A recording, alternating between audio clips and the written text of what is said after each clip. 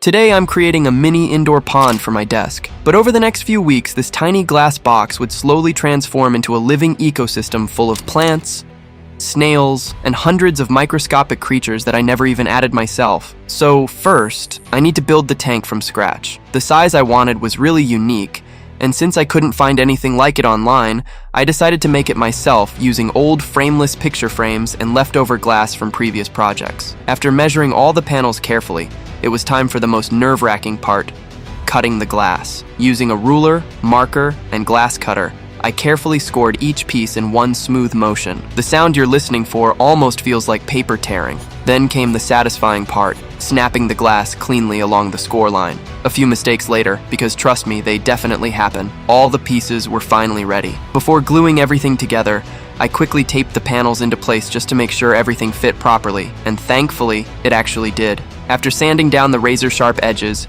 it was finally time to assemble the tank. This part always feels stressful, because once the silicone starts curing, you only have a few minutes to position everything perfectly. Slowly, piece by piece, the tank started coming together, and honestly, seeing something built completely from scratch is always incredibly satisfying. 24 hours later, the silicone had fully cured, and after trimming away the excess, the tank was finally complete. It might not be absolutely perfect, but I already knew it was going to look amazing once planted. After a quick leak test overnight, which thankfully passed, I could finally start creating the actual pond. I added a layer of fine sand before beginning the hardscape using dark Cereus stones and a twisted piece of driftwood that looked like an old tree growing out over the water. Even though the setup was tiny, I still wanted it to feel like a real flooded landscape. To add more detail, I attached small spiderwood branches around the driftwood so they looked like roots and vines slowly crawling across the rocks. And honestly, this is where the build really started coming to life.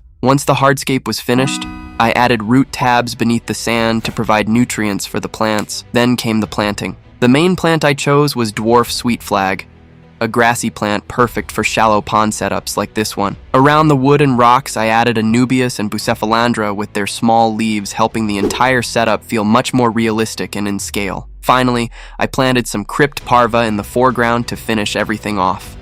And with the plants in place, this tiny glass box suddenly felt like a real slice of nature. After carefully filling the tank with water, I placed it on my desk under a nanolight and left the ecosystem to grow in. Fast forward 6 weeks later, this tiny pond had become full of life. The plants had started settling in beautifully.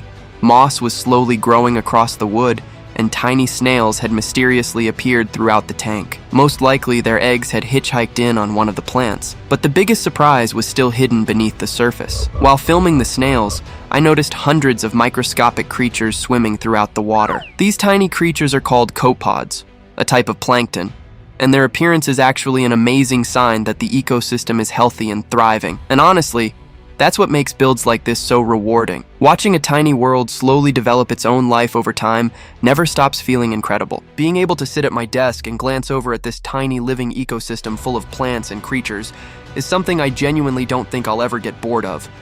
And now I'd love to hear your thoughts on this tiny pond in the comments below.